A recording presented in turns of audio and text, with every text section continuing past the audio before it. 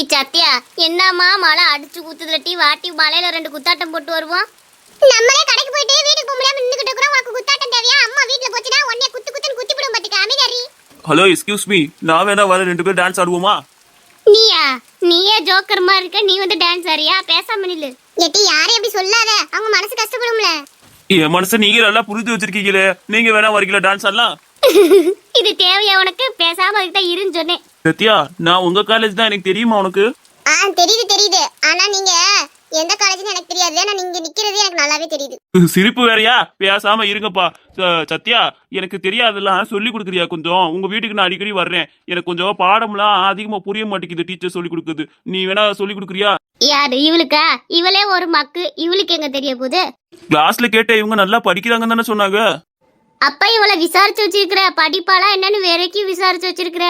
ஆமாங்க, நல்லா படிக்கிறவங்கள்ட்ட கத்துக்கிட்டா எனக்கும் நல்லா படிப்பு வரும்ல. நான் கொஞ்சம் படிப்புல வீக்கு தான், அதுக்காக தான். அப்ப நான் இன்னும் நீ போக போக வீக் ஆயிருவ பாரு. எங்க அமைதியா இருங்க. என்ன சத்யா, நான் வீட்டுக்கு வரட்டுமா? உங்க அம்மாட்ட ஏதாவது கேட்டுட்டு நீங்க சொல்லுங்களே, நான் வரேன். சரி எங்க அம்மாட்ட கேட்டு நான் சொல்றேன். ஏட்டி சத்யா, வா, மழை நின்றுச்சு, போவான். என்ன மக்கா, ஏதோ வாங்கிட்டு வரேன் போனீங்க, இவ்வளவு நேரம் கழிச்சு வரீங்க? ஏம்மா, சத்யாட்ட ஒருத்தை கடலை கூட பாக்குறாமா? ஏட்டி சும்மா இரு. அந்த பையன் எங்க காலேஜ் தானேம்மா, ஏதோ டவுட்னா வீட்ல வந்து கேட்கட்டுமா, உங்க அம்மாட்ட கேட்டு சொல்லுங்கன்னு கேட்டாமா. அந்த பையல பார்த்தா கடலை போடுற மாதிரியா இருக்கு, உங்க அம்மாட்ட கேட்டு சொல்லுங்கன்னு சொன்னான்.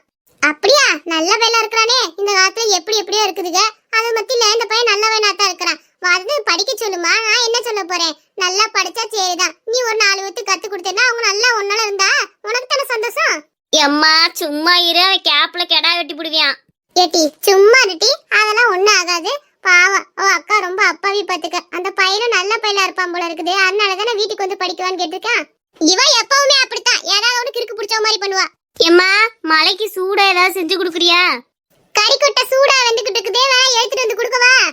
எம்மா, சூடானா ஏதாவது ஆப்பம், பாயாசம், வடை, கேசரி இந்த மாதிரி ஏதாவது ஒன்று செஞ்சு கொடுமா.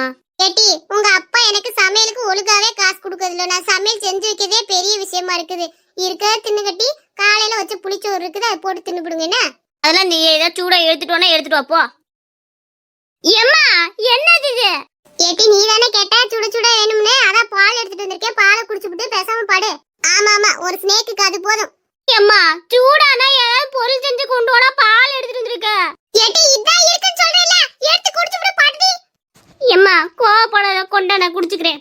நானே தோத்து கொள்ளையிலாம அங்கிட்டு கிட்ட அல்லாடி என்னதான் போட்டு செஞ்சுட்டு இருக்கேன். உனக்கு சூடா வேணுமா? சூடா ஒழுங்கா அந்த பாலை குடிச்சுட்டு பாடு, அப்புறம் கெட்ட கோவத்துல சவட்டு போடுவேன். இந்த அசிங்கம் உனக்கு தேவையா? பேசாம ஒரு பாலை குடிச்சுட்டு பாடு. பேசாம போட்டி. இந்த வீட்ல எனக்கு மரியாதை இல்ல, ஒண்ணும் கிடையாது.